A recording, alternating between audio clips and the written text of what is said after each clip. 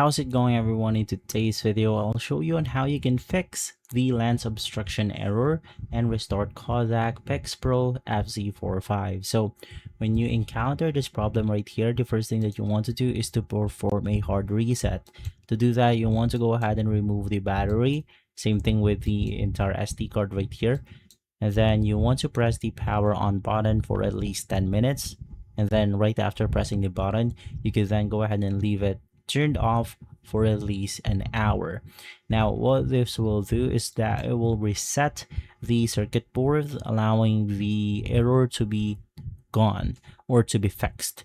But if it's not on the circuit board itself, of course you want to go ahead and clean the lens, making sure that there are no stuck debris, there are no dirt and dust on the lens itself.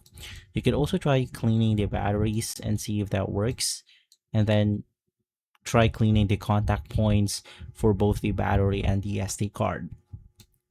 And simply after doing this fixes right here, you will be able to fix the problem. If this video has been helpful, leave a like, subscribe, and follow us for more videos like this. Thanks for watching.